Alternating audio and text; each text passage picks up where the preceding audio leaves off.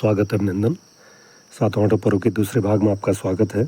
कल गौरा माँ की मूर्ति स्थापना की गई थी। आज दूसरी कड़ी में महेश्वर की मूर्ति स्थापना हो गई।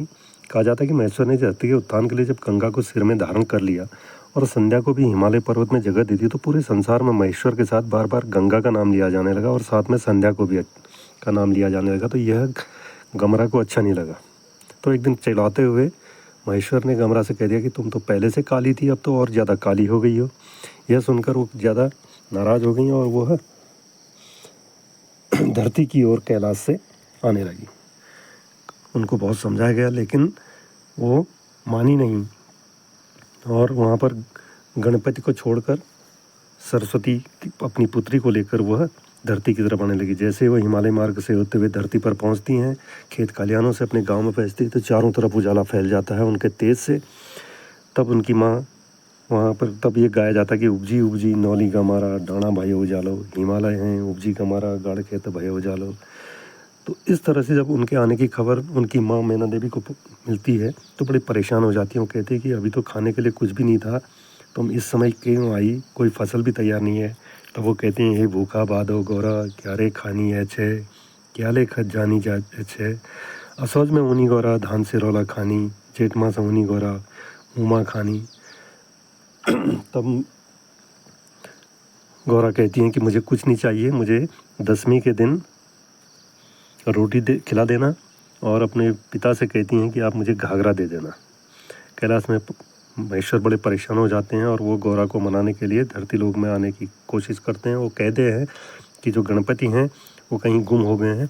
ये झूठी खबर जब माता गौरा को मिलती है तो बड़ी परेशान हो जाती हैं और महेश्वर गणपति को लाकर जब फिर उनकी गोद में रख देती हैं तो अपने बालक को सही सलामत देकर गमरा थोड़ी शांत हो जाती हैं और जो श्राप उनने धरती माँ को दिया था वो श्राप अपना वापस लेती हैं। इस तरह से महेश्वर कहते हैं कि गमरा देखो, गंगा और संध्या को मैंने धरती में संतुलन बनाने के लिए धारण किया है, मेरी अर्धांगिनी तो हमेशा तुम ही रहोगी। और यह करते हुए वह माँ गौरा को लेकर फिर कैलाश की तरफ प्रवेश करते हैं और ये जो विदाई का क्षण होता है वो बड़ा भावुक होता है।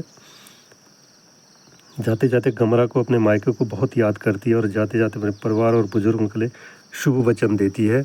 यही इस भाग में दिखाया गया है।